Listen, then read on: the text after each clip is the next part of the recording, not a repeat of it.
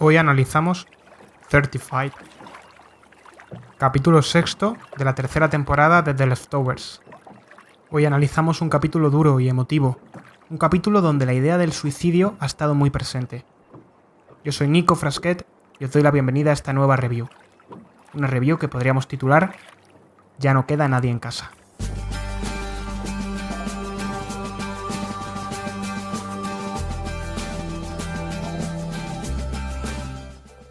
La canción que suena ahora se llama When Mermaids Cry, es de Eagle Eye Cherry y aunque no se escucha en el episodio, hay una posible conexión con ella, y es que parecía anticiparnos lo que iba a pasar al final del capítulo. La canción narra la historia de Lorelai, que se suicida ahogándose y se convierte en una sirena.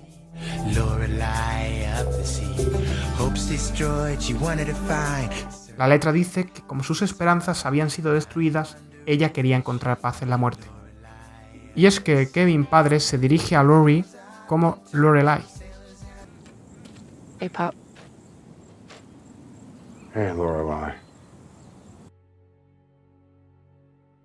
Aunque no nos lo dejan claro, lo cierto es que al final del capítulo podemos pensar que Lori, siguiendo los consejos de Nora sobre una muerte elegante, ha decidido suicidarse. La pregunta que nos hacemos es, ¿por qué Lori se suicida al final de este episodio? Podemos intuirlo, aunque la respuesta no es clara, no es nítida.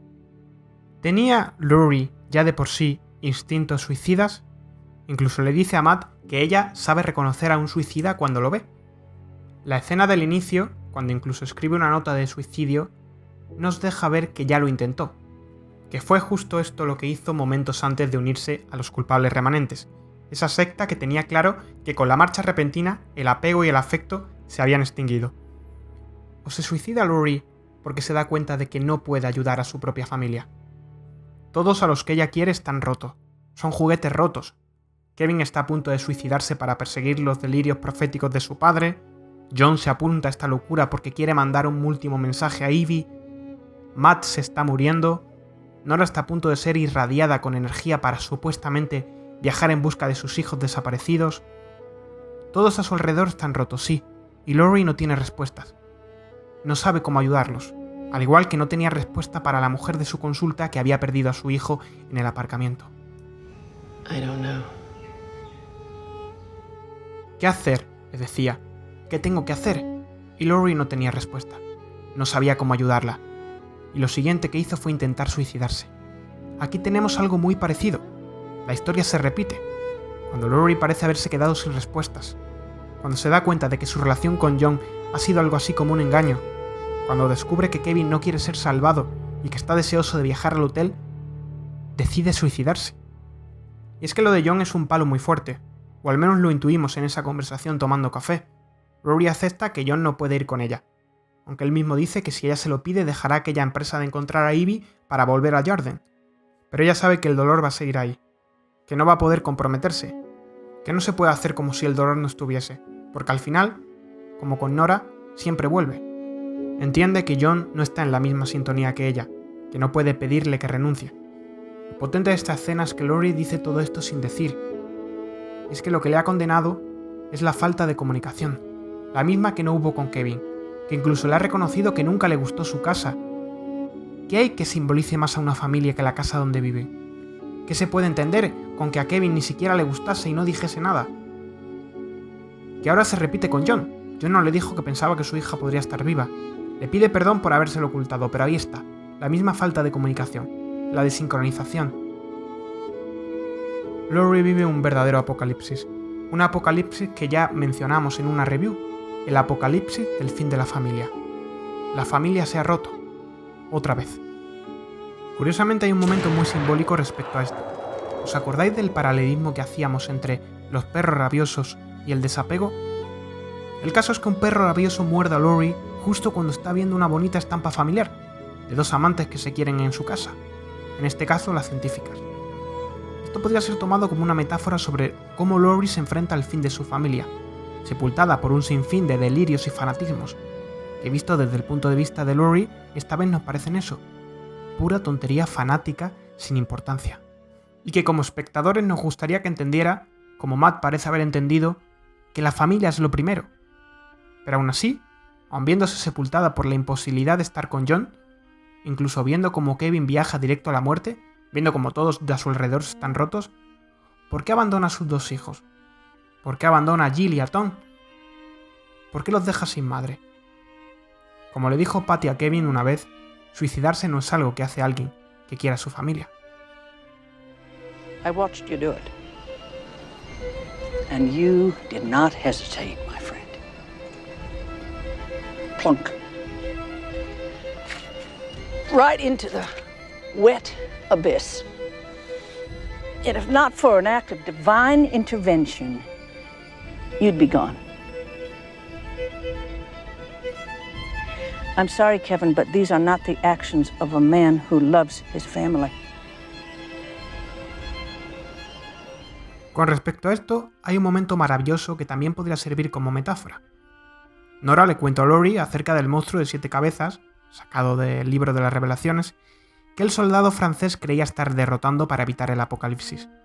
Y Matt se ríe de aquello, diciendo que aquel monstruo de 7 cabezas era una metáfora, y que había que tomarlo como eso, como una metáfora.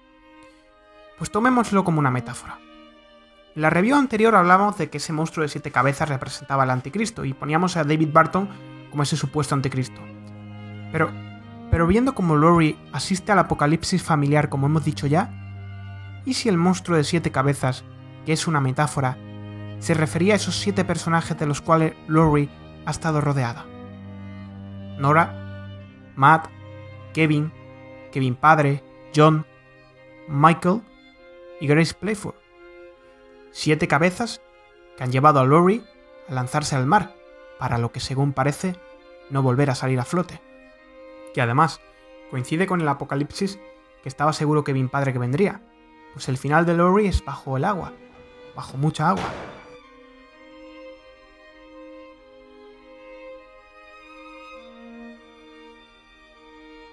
Lo que nos ha traído esta temporada es un punto de vista diferente en cada capítulo, no solo porque un capítulo esté enfocado en uno u otro personaje, sino también porque hemos compartido la manera en la que ese personaje entiende al resto de personajes y al resto de cosas que están pasando.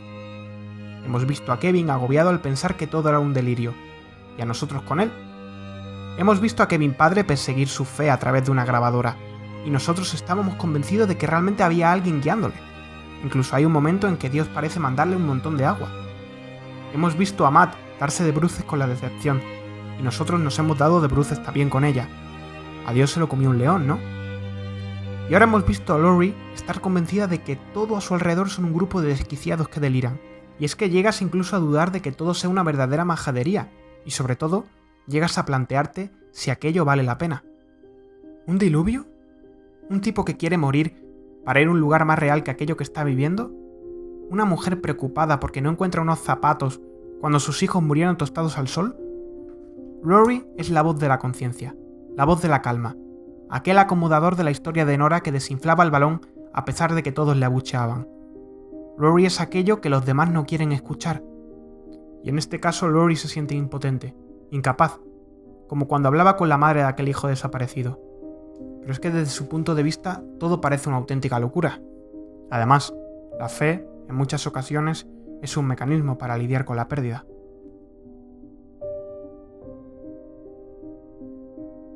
Nadie está bien. Esa era la teoría que Jill tenía después de la marcha repentina. Por eso estaba segura de que Nora no estaba bien, porque nadie que haya perdido a su familia entera puede estar bien. Ella decía que solo estaba fingiendo. Y es que después de la marcha repentina, un terremoto tan grande en la humanidad, nadie podía seguir de pie. Nada podía ser igual. She was pretending. Pretending what? To be okay. She lost her entire family. Just so you know, it is possible for some people to be okay, Jill. Are you okay, Amy? Okay. I am fucking fantastic. And I gotta say, I think your dad would be too if you just fucking let him. Guys, let's just calm down. Come on. El suicidio es muy jodido de tratar en televisión, incluso en cine. Es un tema bastante tabú, bastante complicado, prohibido casi. Pero aquí lo hacen, tan descaradamente como las imágenes de Laurie vomitando. Explícitas, directas, sin medias tintas. Lo cierto es que en The Leftover, que es una historia que ahonda en la tristeza y el duelo, la idea del suicidio siempre ha planeado de una u otra forma, ¿Os acordáis de aquella conversación entre Kevin y Patty? Capítulo 4 de la segunda temporada. Come on. This isn't a big mystery. I was right there with you. You walked out of your house in the middle of the night and you found a rope and a cinder block and then you tied it to your ankle and you threw it into a goddamn lake. Let's face it, Kevin. There are people who try to commit suicide for attention. And then there are people who really want to fucking die. Like me and you. Un suicidio no es más que una huida definitiva. Y Kevin, según Laurie, parece haber hecho eso, haberse venido a Australia y huir de sus responsabilidades, huir de su familia. Incluso ha acabado huyendo de Nora. Otra de las veces que se ha visto el suicidio aquí, además estrechamente relacionado con Laurie, fue en la segunda temporada. Laurie estaba ayudando a una mujer, Susan, a salir de los culpables remanentes y volver con su familia. Pero lo de Susan al final acabó mal. La reconexión acabó con ella conduciendo de forma kamikaze contra un camión, con su hijo pequeño y su marido dentro del coche.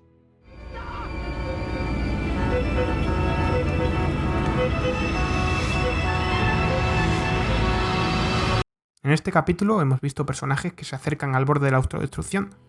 Nora y sus increíbles ganas de viajar, sea cual sea el final del camino de ese viaje. Kevin y sus intenciones claras de morir. Los cigarrillos, ese mecanismo de autodestrucción tan extendido. Y la letra de la canción del intro que nos lo recuerda. Un suicidio es un suicidio.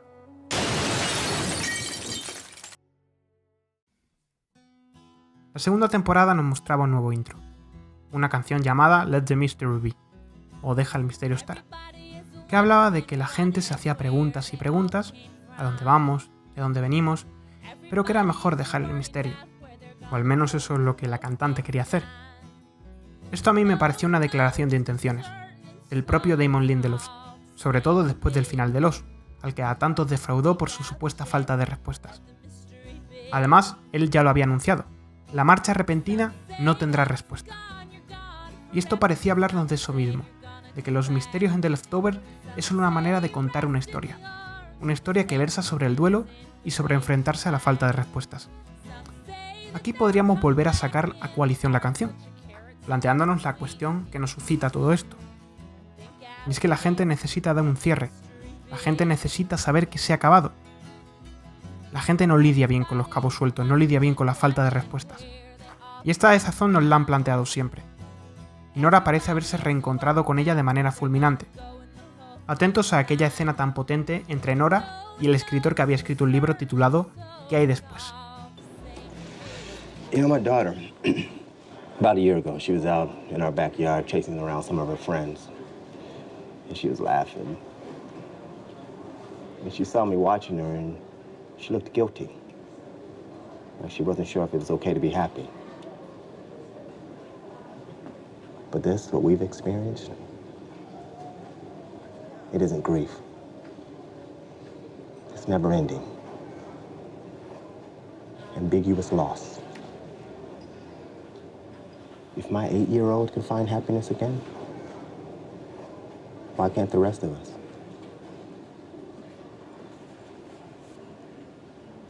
Bullshit. I'm sorry?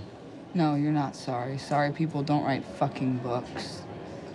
Wait a minute, ma'am. If I've offended you in any way, that was not my... Ambiguous loss? What is ambiguous about your family being gone? Well, and you must know because you lost, what, 4? You count your parents in that? What were they, in their 70s? You sit there and tell me a story about your daughter. I lost everyone. I lost everything, you fucking fraud. You fucking liar. You're not in pain? Because if you were in pain, you would know there is no moving on. There is no happiness. What's next? What's fucking next? Nothing is next. Nothing.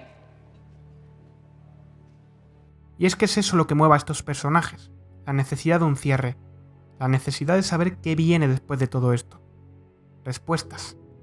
Nora necesita un final, incapaz de dejar atrás la pequeña posibilidad de reunirse con sus hijos. Ya no quedan dudas, ella quiere viajar, cruzar, sea cual sea el destino al que se enfrente. John necesita enviarle un mensaje a Ivy. Y lo más llamativo es el caso de Grace Playford, que necesita saber a dónde fueron los zapatos de sus hijos perdidos. ¿Por qué nunca los encontró? Un pequeño misterio que ella necesita ver resuelto. Y Matt ejerce de contrapunto para todo lo que hemos visto. Ha dejado atrás ese viaje que emprendió para llevar de vuelta a Kevin a Miracle, un viaje que lo era todo para él. Ya lo hablamos en la review anterior. Matt entendió en el capítulo pasado que la familia está primero, que no era hasta antes que sus profecías, sus Biblias y sus respuestas, que la familia es lo importante. Incluso le pide perdón a Kevin padre por no ponerle en su libro. Además entendemos perfectamente que David Burton, que fue comido por un león, no era Dios ni le curó de nada. Curiosamente, este mensaje es lo que parece darle a entender Laurie cuando le da el mechero a Kevin. No salves al mundo, Kevin, salva a tu familia. Acuérdate de que ellos te necesitan, parece decirle. ¿No se lo dijo ya Kevin padre a su hijo en el 1x09? Why isn't it enough? Because every man rebels against the idea that this is fucking it. Fights windmills, saves fucking damsels, all in search of greater purpose.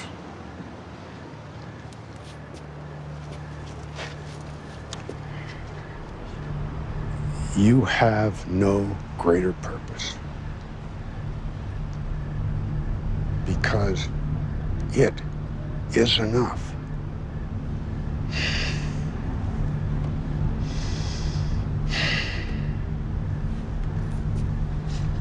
So cut the shit, okay? Sin embargo, Kevin padre ha cambiado radicalmente de opinión. Por un momento pudimos pensar que Laurie, envenenando a todos los apóstoles en la cena, lo que quería era salvar a Kevin. Pero cuando Kevin está tan convencido de que quiere viajar al hotel, de que quiere morir, no le queda más remedio que aceptar que no puede salvar a alguien que no quiere ser salvado. Que por cierto, la escena en la que duerme a todos nos recuerda a una escena del Mago de Oz, cuando la bruja los dormía a través de una pócima. Y es que Laurie ya había hecho referencia al Mago de Oz cuando hablaba de cómo Kevin Garvey iba a ir de vuelta a la Tierra de los Muertos para traer con él una canción, además de repartir los mensajes que tenía para los muertos. Dorothy, la protagonista del Mago de Oz, iba a Ciudad Esmeralda, junto a un hombre de hojalata sin corazón, un león cobarde y un espantapájaros sin cerebro.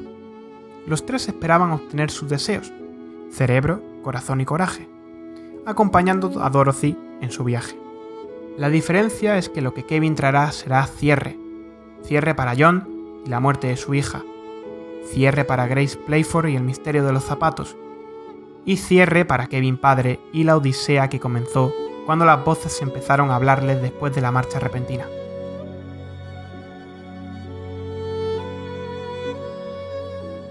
La última cena, en la que acaban todos drogados por Laurie, reúne a los discípulos de Kevin Garvey, aunque son pocos, como dicen Kevin padre. En la Santa Cena, última cena de Jesús con sus discípulos y tan representada en el arte cristiano, eran 12 discípulos. Y Kevin padre intenta otorgarle a cada uno de los que están sentados un rol parecido al de los apóstoles. Por supuesto, Kevin hijo es el mismísimo Jesús, que resucitó de entre los muertos. De Matt dice que era Mateo, que hasta el nombre comparte. Y es curioso porque Mateo fue el primero que presentó a la sociedad un relato sobre las enseñanzas de Jesús, como el libro que Matt está escribiendo sobre Kevin. Luego está Pedro, el rol que se autootorga a Kevin padre, que era, según, el líder de los apóstoles. Además dice que cometió muchos errores, incluso llegó a negar de Jesús, pero que gracias a su corazón lo perdonaron. Kevin padre otorga el rol de Juan a John, que también comparte el nombre. Además, de Juan apóstol se decía que tenía mucha ambición y un temperamento explosivo, como el mismísimo John.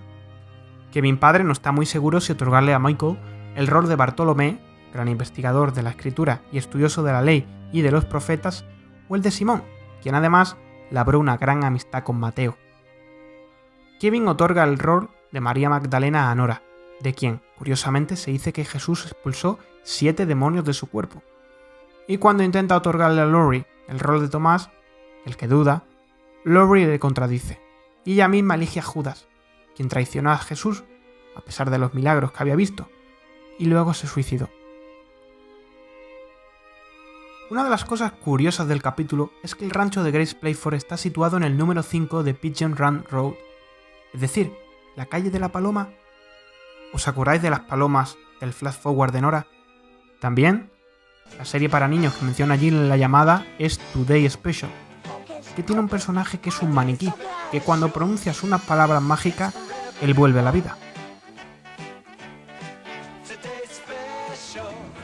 Y volviendo otra vez a Lost, no solo hace 7 años de la marcha repentina.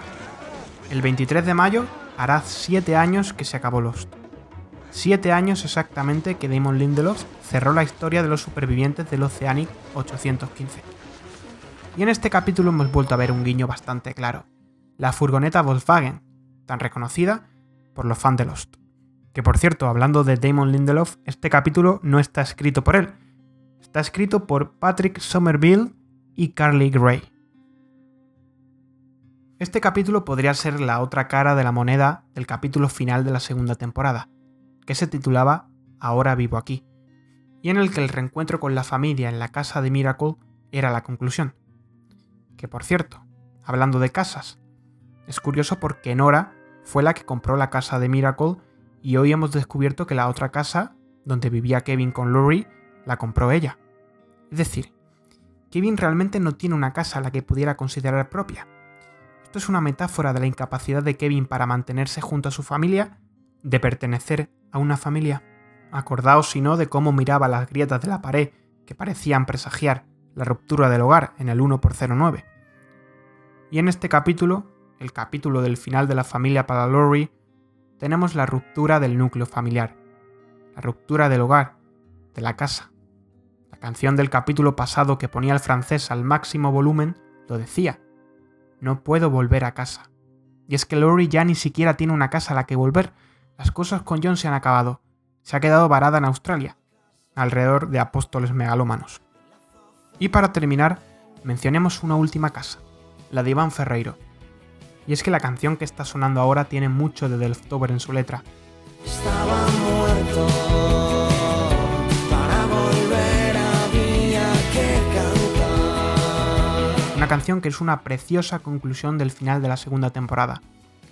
Y es que quería deciros que, además de poder suscribiros al canal o de seguirme en Twitter, @108 todo con letra, también podéis escuchar el podcast del programa La Constante, en el que tengo el honor, junto con otros compañeros, de conversar un rato con Iván Ferreiro sobre The Leftovers. Os dejo el enlace en el cajetín de descripción por si os apetece echarle una oída. Y hasta aquí la review. Quedan 2 capítulos. Solo 2 capítulos. Mil gracias por todos esos comentarios que me dejáis y esas suscripciones y por supuesto gracias por ver estos análisis. Os lo agradezco de verdad un montón. Un abrazo y nos oímos la semana que viene.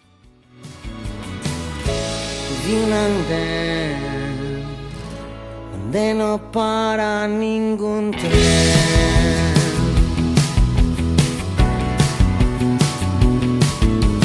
En mi jardín, allí reunidos, estaban todos los que importan.